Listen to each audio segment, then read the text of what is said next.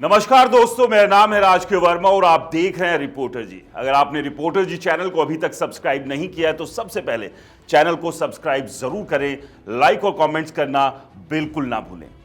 हरियाणा विधानसभा चुनाव के बाद अब हरियाणा में बारी है निकाय चुनाव की, और ऐसे में बीजेपी की कोशिश यही है कि जिस तरह से हरियाणा, महाराष्ट्र और अभी ताजा दिल्ली में जीत हासिल की है, उसी तरह से निकाय चुनाव में भी एक बड़ी जीत हासिल करें।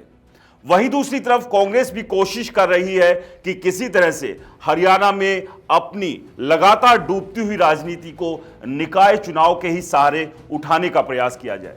तो ऐसे में जो दूसरे दल हैं, खासतौर से जेजेपी और आईएनएलडी, उनका क्या कुछ रहने वाला है, इन तमाम चीजों पर लगातार सबकी निगाहें हैं। लेकिन इस सब के बीच आज हम बात करेंगे गुरुग्राम नगर निगम चुनाव को लेकर। गुरुग्राम नगर निगम चुनाव को लेकर बीजेपी ने मेयर से लेकर पार्षदों के टिकट डिक्लेयर कर दिए हैं। नमस्कार दोस्तों, मेरा नाम है राजकीय वर्मा और आप देख रहे हैं रिपोर्टर जी। अगर आपने रिपोर्टर जी चैनल को अभी तक सब्सक्राइब नहीं किया है तो सबसे पहले चैनल को सब्सक्राइब जरूर करें, लाइक और कॉमेंट्स करना बिल्कुल ना भूलें।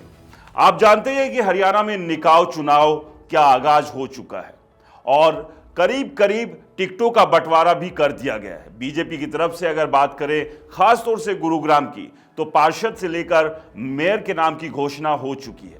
लेकिन इस सब के बीच एक सबसे बड़ा सवाल है, जो बीजेपी ने पार्षदों की लिस्ट जारी की, उसमें जो देखने को मिलता है, जिस पार्टी को यह माना जाता था कि ये बनियों की पार्टी है, उसी पार्टी में क्या गुरुग्राम में वैश्य समाज हाशिए पर आ गया है।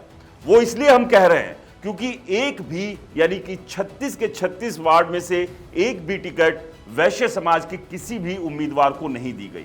तो क्या बीजेपी को यह लगता है वैश्य समाज से एक भी उम्मीदवार पार्षद पद के लिए नहीं है? क्योंकि अगर बात करें मेयर पद की, तो बीसीए रिजर्व होने से यहां पर दावेदारी पहले ही खत्म हो गई थी।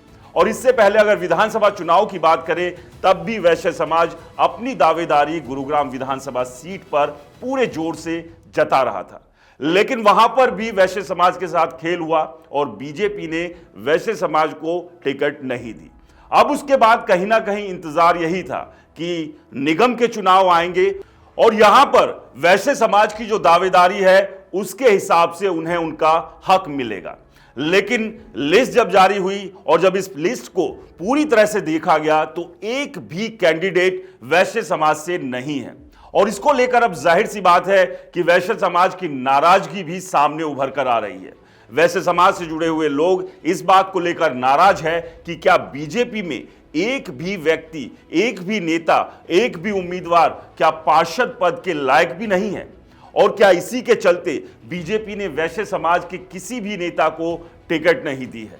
इस सब के बीच अगर बात करें तो वैश्य समाज का गुरुग्राम में अच्छा खासा दबदबा है और बहुत सारी ऐसी सीटें भी है जहां पर वो निर्णायक भूमिका में भी नजर आते हैं। लेकिन जिस तरह से बीजेपी ने नगर निगम के चुनाव से वैश्य समाज को दूर रखा है, ऐसे में अब सवाल यह है कि इस चुनाव में वैश्य समाज किस तरफ रुख करेगा। क्या वो बीजेपी के साथ ही खड़ा होगा या फिर बीजेपी को इस चुनाव में वैश्य समाज की नाराजगी का सामना करना पड़ेगा?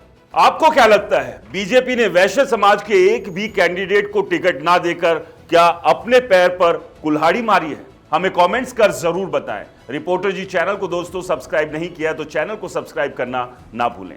नमस्कार।